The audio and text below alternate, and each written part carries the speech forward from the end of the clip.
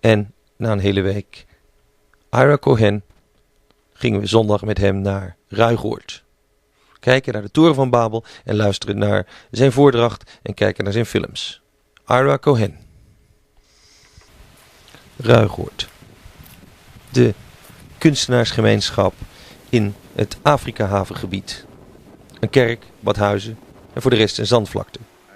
We gingen met de Amerikaanse dichter, filmmaker, performanceartiest en fotograaf Ira Cohen. U heeft van de week onder andere een aantal optredens van hem gezien en de film Kumbamela. We gingen met hem naar de vlakte van Ruigoord. Daar waar het zandjuweel werd gehouden. Het zandjuweel omdat de vlakte van Ruigoord helemaal leeg is. Kaalgeslagen, want de Afrika-haven moet er komen. Ira Cohen op een heel winderige dag op weg naar de Toren van Babel. Een project van Popke Bakker. Een bouwsel van kratten, van hout, van resthout. Popke Bakker heeft er een heel bouwsel van gemaakt en dat moet dit jaar nog groeien. En op de dag van het millennium, dus het nieuwjaar van het jaar 2000, gaat dat in vlammen op. Een groot feest, een groot millenniumfeest op de vlakte van Ruigoord. Maar nu staat het er nog. Een beetje winderig, want het was gisteren behoorlijk winderig, regenachtig. En Ira Cohen op weg dus naar de Toren van Babel.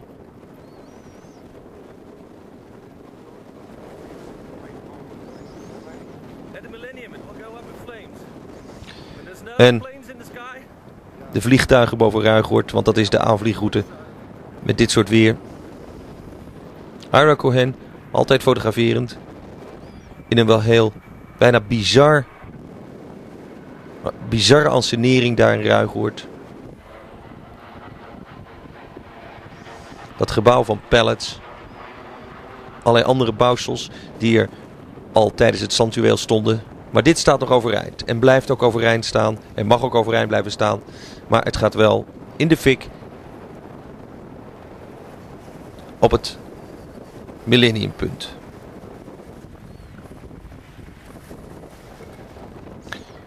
We treden op eigen risico, want wat hier gebouwd is een soort fort, een soort kasteel, een toren van Babel.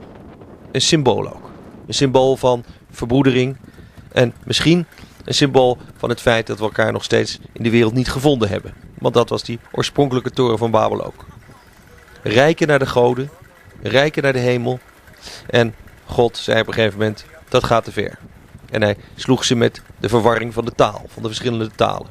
Dat is het verhaal van de toren van Babel. En de toren van Babel van Ruigoord moet misschien op een andere manier dat verhaal weer omdraaien. Terugbrengen tot werkelijk met elkaar communiceren. Ira Cohen klimt naar boven.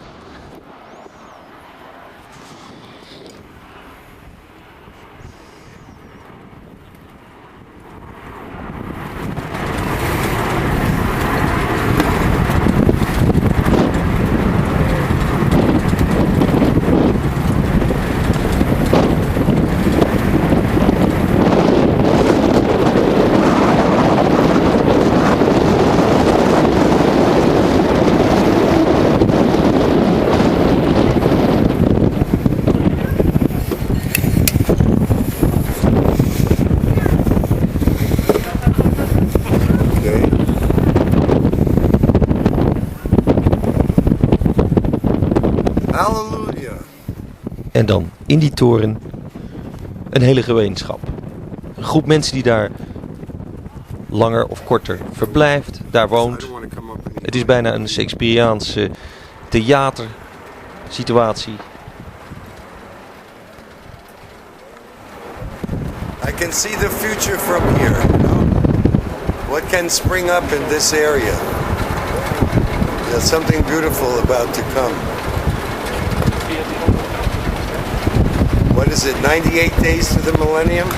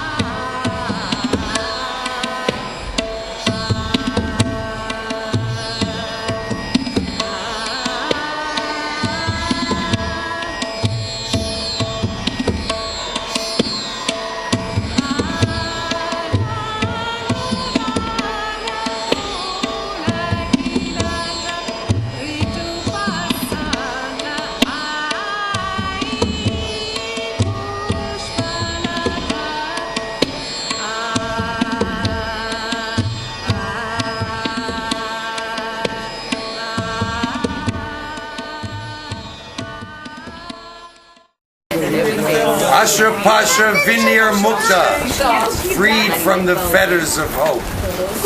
I wish that for all of you.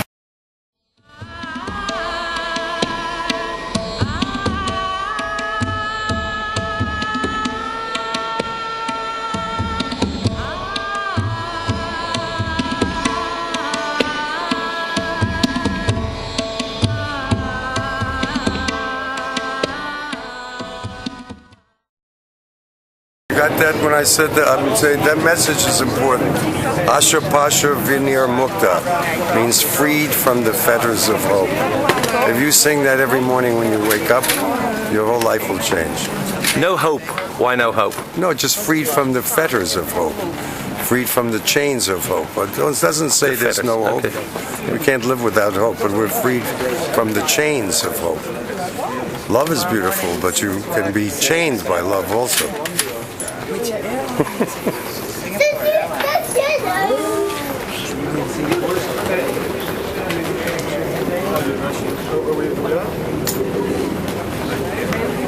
Well, you can be freed by love, you think?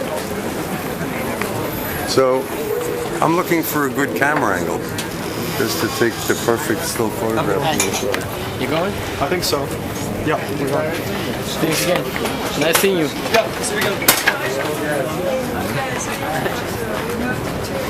Yeah, we have to get to church on time. That's the song, get me to the church on time. Yeah, but you aren't the church on time. Yeah, this is a church too. Yeah, church is coming here.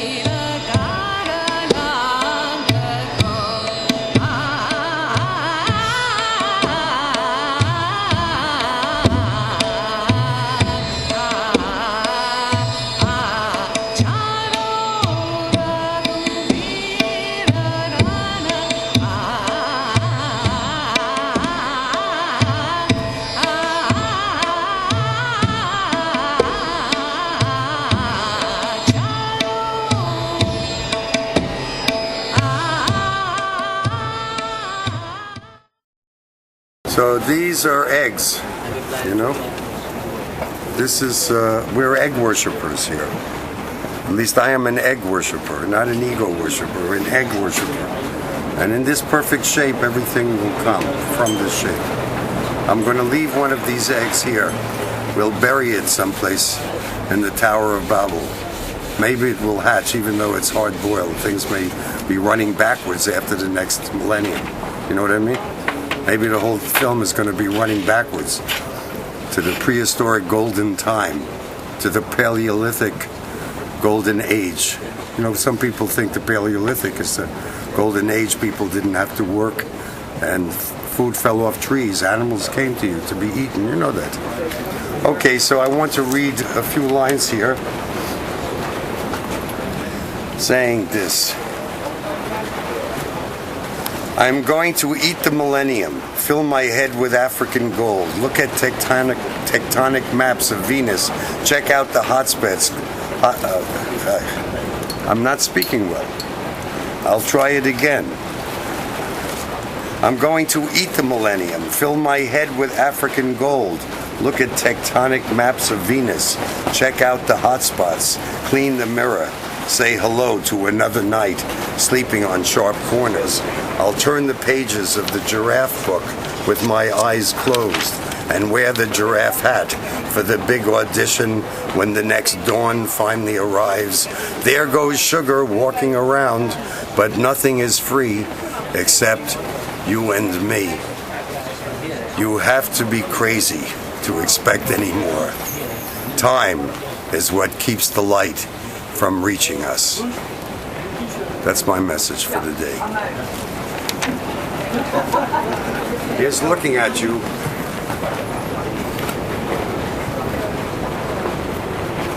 Okay, here's looking at you again. So we're going to bury one egg here, okay? So that's part of it to give the power. Don't mention it. I give you beter one. Yes. Wissel! Thank you. Het is een beetje plat gestampt grondkant. Many people have been walking around it already. It's okay. It's really As long as we have a little harsh. room. Here we go. We're going to support for the egg.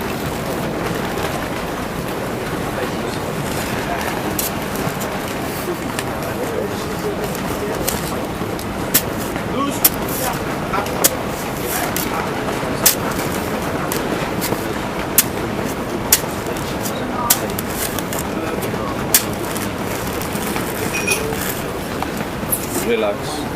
Alert. I think that could. You think that's deep enough? He's doing a good job. And control. There we go. Okay. Okay. Hey, first we put it to the third eye. We say Baruch atah Adonai Eloheinu melech haolam. Okay. Shanti, I hope this egg will bring good fortune and grow into some future possibility. It's a dilemma. After this Eggs place. or the chicken. This Yes. is Not kind of which dilemma, comes, no, Jaja. Which comes When you first, get you it, mean? so who comes first? Who comes first, the eggs or the chicken? If you answer me with this, you can do kind of ceremony. You put in the ground, Yeah. you can bounce Okay. off the eggs. Actually, the chicken comes first. Okay then. The answer may grow in the Now ground. it's dilemma you know. circle. Who born It may first, grow in the chicken ground, the answer. I or think. eggs? This was dilemma. It's not a dilemma, it's just a Yeah. beautiful mystery. Okay then. Long live the mystery. Oh, this is a nice coverlet. It's a nice blanket, huh? Whoops. Okay.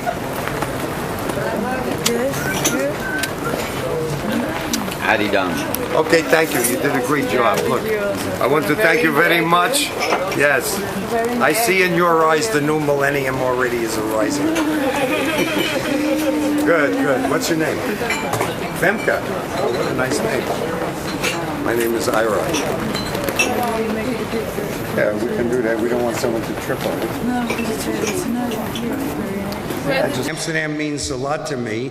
Holland means a lot to me because I spent a few years here in Holland living in cracked houses and doing all the things that all of you have done. Broje van Koje experiences at 3 and 4 in the morning. And maybe I'll even find some poems I wrote when I was here. I don't know where to begin, but okay, here's something, it's not really a poem. Gerard Malanga, a poet friend of mine, was asking me in an interview, his first question was a real easy one. He said, where does poetry come from? So I said, I knew you were going to ask me questions like that, especially early in the day, where does poetry come from? Then he said again, so then I went on, I gave this answer. If I can find it, so you don't have to tell you everything about Cocteau and Orpheus and taking angelic dictation over a car radio and stuff like that. And then I mentioned how you become a medium and it passes through you. So other times you do it, okay, it's a struggle. Then I say, I once read a book about the Kalahari Bushman by Lawrence van der Post. I guess he's a Dutchman, right? He's what? English? It's a Dutch name, but I think the guy is English. Really? Okay. That's why he writes so well. So that's why you can read him in English. You know, a lot of things in Dutch should really be translated into English. Like all the books of Simon and Hans, for example. But somehow I hope that will happen before this next millennium is over. So I once read a book about the Kalahari Bushmen by Lawrence van der Post. Can you imagine living your whole life wandering as nomads led only by flashes of lightning. Thinking about this, I wrote in my notebook the other day, wherever lightning flashes, water is sure to be found. I guess you can say the same thing about poetry.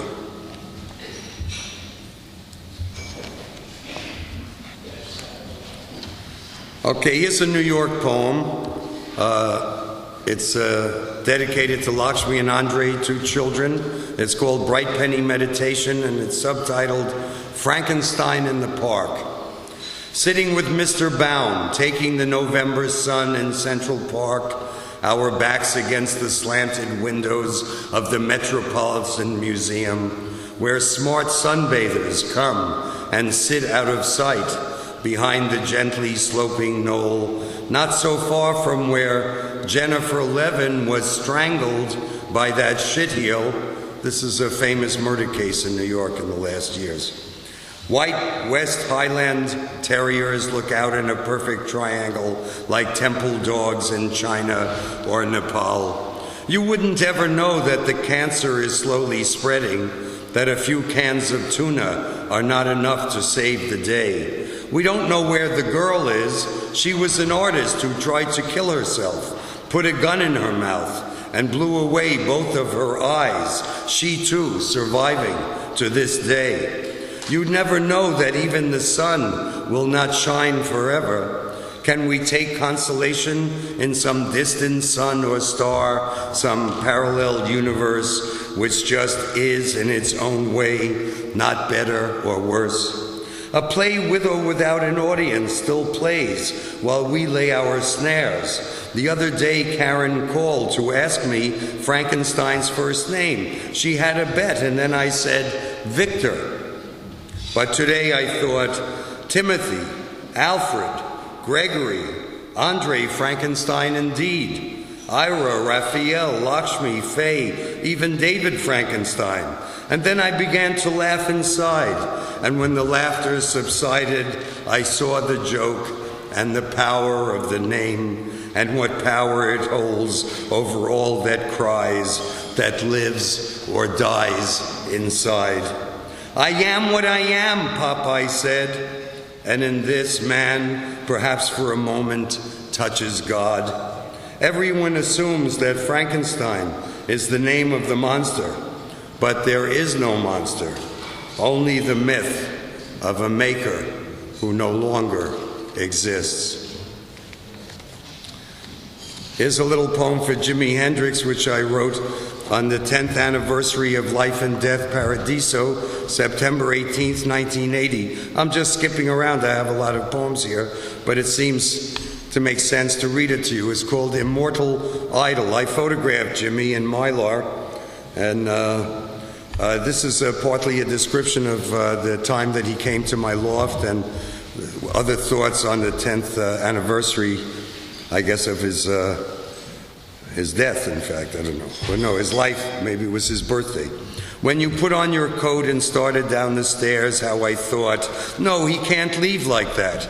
Then you turned the mirror's corner, walking into cool drifts of absolute reverie.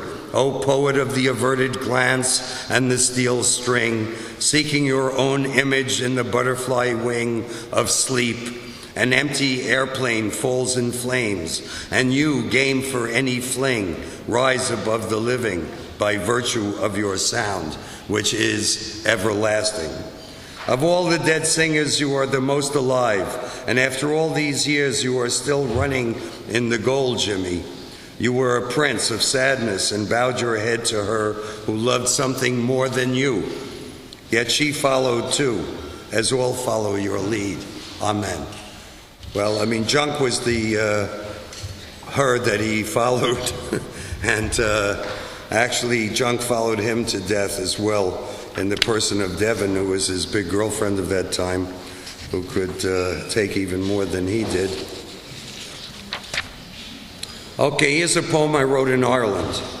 Summer solstice in Ireland.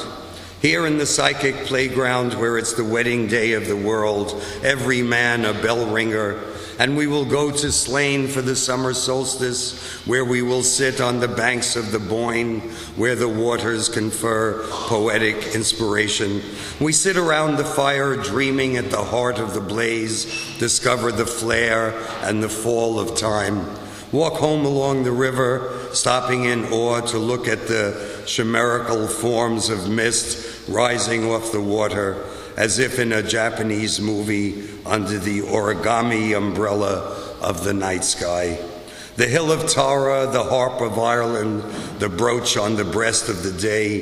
There's music in these stones, and we mean to release it. We stood in the ring of the fairy fort in the spangled light. If you plow us under, it will cost you at least your left eye. Gareth Brown, elfin prince of Dublin town, celebrates his birthday wearing his colors of forest green and framboise. We're on the road to Kerry now, and Gordon is dreaming of a new color, born of an electrical vibration, tuned to an unborn star. We pass the breasts of the goddess Danu, nippling the horizon.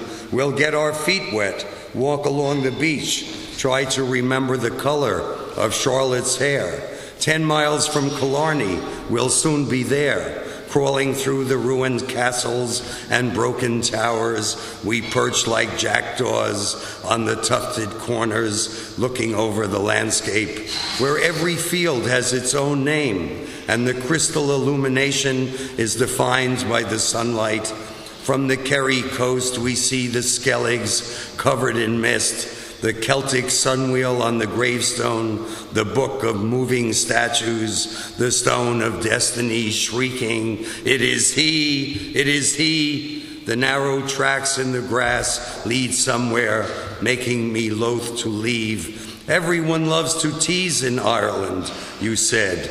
And now as the sleepers lie, I see the breeze teasing yellow flowers on the hill. Not enough time to be here, but still we see the sheet pass by. It is we who are the leaves whirling on the air. Song to nothing.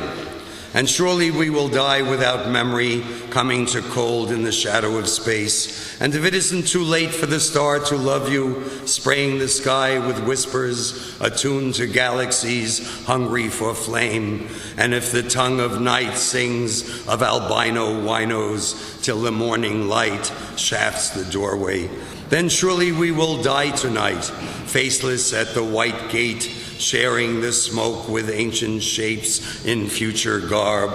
And you stand somewhere there on the other side, feeding on the pain of dreamlessness, where from the misty morning of white shadows and the unresisting need to destroy.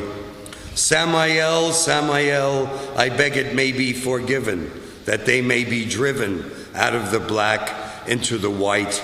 Only let the dazzle remain, for gamblers to surprise, the strategic diamond, the throne of compressed bone in the unsure dark, where only light can forgive, and your mind is signed. Embers of echoes in the vastness disguise the yearning to burn blind eyes in arrogant displays of feeling. Running wild, these beasts will feast on the newborn kind, for surely we will die tonight unless we learn to ignore what the others live for on the other side of morning. And the skin of nothing left by the same summer masks the faceless wanderer. Oh, let it happen, this weird to discover the shape of beauty in everything extreme. For surely we will die tonight, whether we will or whether we dream. Oh, Samael, forgive the dreamer, forgive the dream. The song of nothing is your lullaby.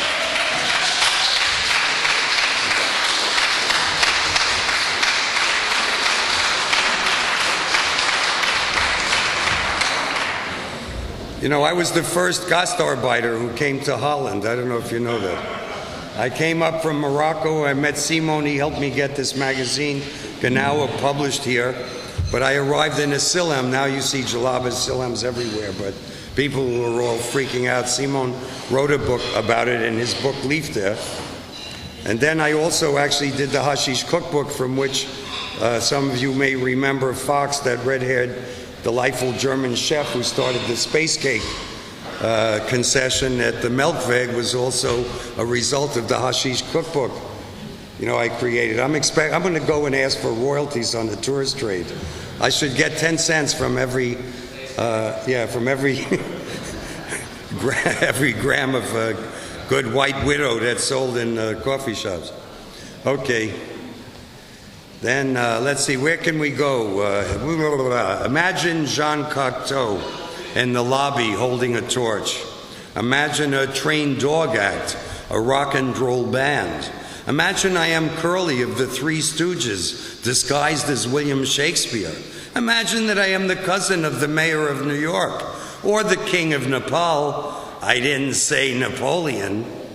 Imagine what it is like to be in the glare of hot lights when you are longing for dark corners. Imagine the Ghost Patrol, the tribal orchestra. Imagine an elephant playing a harmonica, or someone weighing out bones on the edge of the desert in Afghanistan. Imagine that these poems are recorded moments of temporary sanity.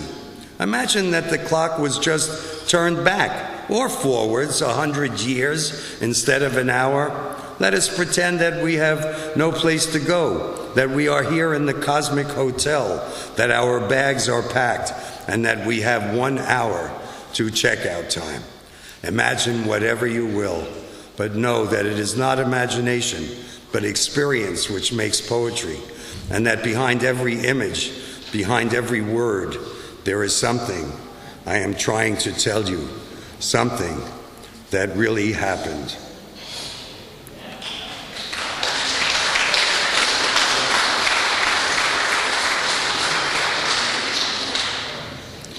This is a millennial poem here. I wrote it a few years ago, but I'm always preparing in advance. I write poems for people even before they die, you know. I was balanced in the foundry and wanted to be made. I was found in the balance and made wanting. I have been bound to the valence and wanting weighed. In the time of change, we will become even more strange. Coconut economics. You know, I lived in India for a long time. Is that going on up there? Hello. This is Amritanand Giri. He was 86 years old. Now he's gone. That was in 1986.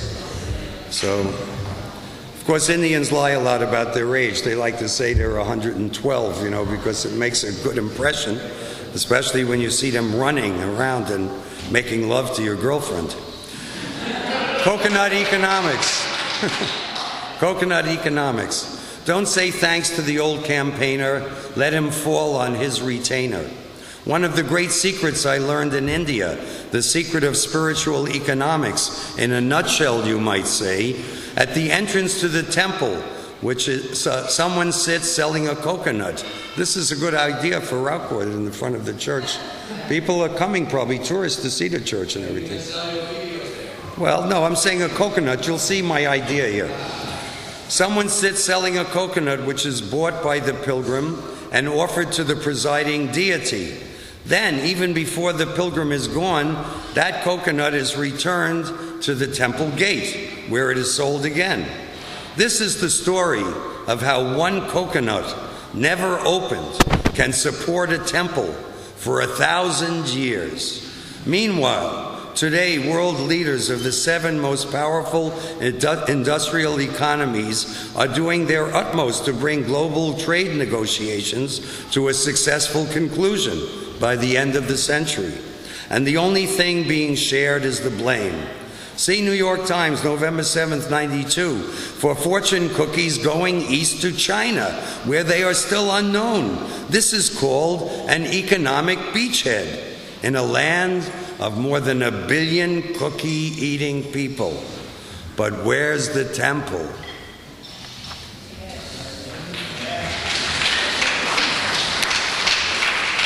But you see what a great idea that is. I mean, the coconut, probably from the time Rama probably gave them the coconut. They say, you just keep selling this coconut at this temple, you'll never have anything to worry about.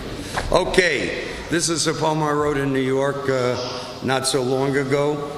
The day after Jerome Robbins died, I sit on a bench on a Broadway island between lanes of bleeping traffic, thinking of the significance of O.J.'s mansion razed to the ground. An old black lady with a cane, wearing an elegant straw hat, makes it across the street to catch the number 60 bus, the one I love to take for 75 cents, which goes all the way to LaGuardia Airport. I read in the paper that an old friend, Peter Dennison, and his son Morgan, 11 years old, were killed crossing the street by an empty bus. They were holding hands. In my own heart, love dies a little and urges me to keep jaywalking if such steadfastness could so tempt blind fate. Talking to Andy on the telephone, I say, if you really love me, why would you want to go to the Sahara, where we could be buried in all that sand?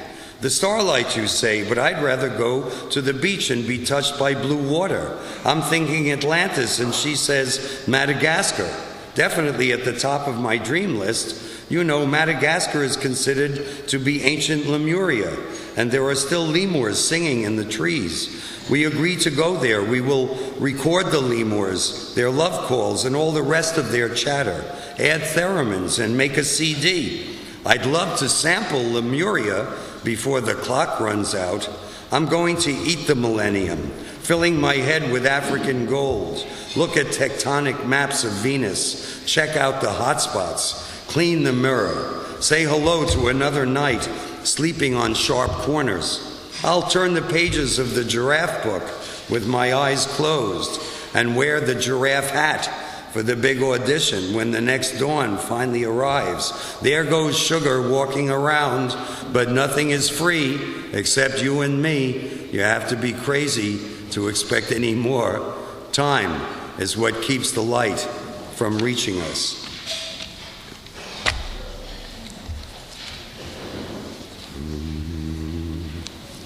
Okay, this is a poem called An Act of Jeopardy for Garcia Lorca. When someone brought me a book of Lorca's poetry in Kathmandu in that year, whatever it was, I realized all of a sudden that Lorca died at the same age that I was when the book was given to me, something like 36 or 37, and that if he had lived, you know, my span, then he would have been about 72, so that means 36, 60, 72, 73, 74, somewhere in that time. And I thought, well, he could be a very groovy guy walking around writing still new poems in his early 70s, still alive, instead of being shot by the fascist police and all of that. So I felt when I was reading the poem that I wanted to, I said it was an act of jeopardy because I thought somewhere that I was going to take this to the point that this poem that I would write would be written as if it were by him still alive in some way, although it's actually written more to him and for him. An act of jeopardy for Garcia Lorca. A star of blood, you fell from the point of the hypodermic, singing of fabulous beasts and spitting out the sex of vowels. Your poems explode in the mouth like torrents of sperm on a nightful of zebras and boot heels. Your ghost still cruises the riverfronts of midnight assignations in a world of dead sailors carrying armfuls of flowers in search of your unmarked grave. Your body no sanctuary for bees. Death was your lover in a rain of broken obelisks and rotting orchids. In the tangled rose of a single heartbeat, I offer you the shadow of a double profile, two heads held together at the bridge of the nose by a nail of opium smoke in the long nights, dreaming, and a memory of water poured between glasses. In my mailbox, I find a letter from a dead man and know that for every shadow given, one is taken away. Yet subtraction is only a special form of addition and implies a world of hidden intentions below a horizon of lips, thin as your fingernail, sprouting mysteries in the earth. The ace of spades dealt from the bottom of the deck severs the hand which retrieves it, and the eyes of beauty, sewn together, peer over a black lace fan in the vulgar sunlight of a Spanish morning without horses. The belt of Orion is loosened before you as you remove the silver finger stalls from your mummy hands and kneel to plunder the night sky in a shower of bitter diamonds. Somewhere, under a blanket, someone weeps for a lover. Peace to your soul and to your empty shoes in the dark closets of kings with no feet.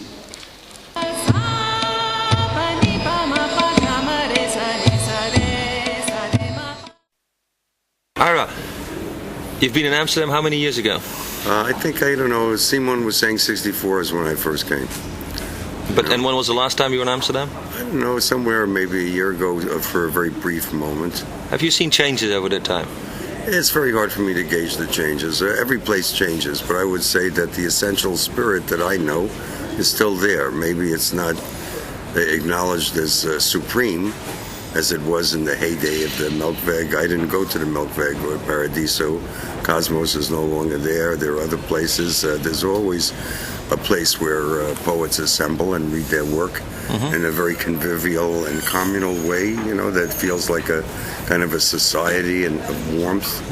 Yeah, but a thing like you would have expected to say certain brands, certain types of computer poetry would spring up that and you say they haven't. Well, have you seen it?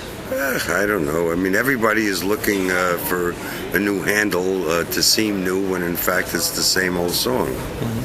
But like 5 years ago, 8 years ago, people like Jaron Lanier were talking about cyberspace, about virtual reality experiences as the ultimate poetic experience that would kind of condense the experience to the now moment. You even made poetry about that. But it didn't materialize. Well, I think it's difficult. I mean, I don't think the computer is the natural form for poetry or art, but it can be used, and the fascination with the possibilities are there. But you still need information, real information, to put into a computer to make something work. So, I mean, I think that if I were trying to work with a computer, I would probably try things that are different. I would have a sense of how to make an arcane dictionary so that, words that have a certain magic would fall like snowflakes into poems, I mean, with a greater possibility. I mean, because I worked with the cut-up, that was in a way a similar idea. I mean, you can feed certain things in, so you have to, feed in certain things. Just but there's the old saying in the computer world, rubbish in, rubbish out, What does that mean? When you put rubbish in. Oh, rubbish in, rubbish out. Yeah, okay, but no, still it's hard to get. I don't know what you can do with computers, I don't know. I mean, maybe. Has it personally influenced your life? No, for me it doesn't really, because it only pushes me further back to wanting to make a drawing with a pencil tied to my left wrist. You know what I mean? In other words, the more primitive. I mean, it makes me want to be more primitive, if anything. I'm not an artist who works like a painter or a draftsman, so I don't have that problem. I was already taking photographs in bendable mirrors, which you're going to see in a few minutes, which now when people see them, they think, oh, is that done on a computer? I say no. It's now called a ripple effect in Photoshop or something like that. But I don't know that ripple effect can do exactly the same thing, although nothing would surprise me. I mean, if I go to a place like Madame Tussauds in the Dam, have you been there? Yeah. It's a good show, isn't it? I mean, anyway, I got jealous when I saw Simon in a photograph with Rembrandt. I said, you're not that old, Simon. No, he told me. Yeah, I said, how did you get that photo? So he said, it could have been a computer thing, of course, But anyway, it was because he stood next to this wax Rembrandt in the museum and had his photograph taken, and I like to take photographs in those situations, so I went to see the show. Yeah. But they have some good moving things that seem like real people, and you could almost be fooled. But as I said, the inflatable plastic woman will never do it for me. But still, there's a lot of virtuality around, where we try to make the experience at a distance, telesex. We use the I phone know, instead. all of that stuff. But I mean, I'm just not personally interested in it myself. Maybe some people will really get off on it, and maybe it'll get so refined that you wouldn't know the difference. And then I think, either that's great or we're in very serious trouble. Last thing I must say, you remember, that Amsterdam is known as Mokum from supposedly some Jewish word, makom, a good place. Yeah. Mokum, hokum. We love to smoke them. And makom, it is a good place still. And I think it will be into the next millennium, the magic center that it always has been. Thank you. And thank you. You're a sweetheart.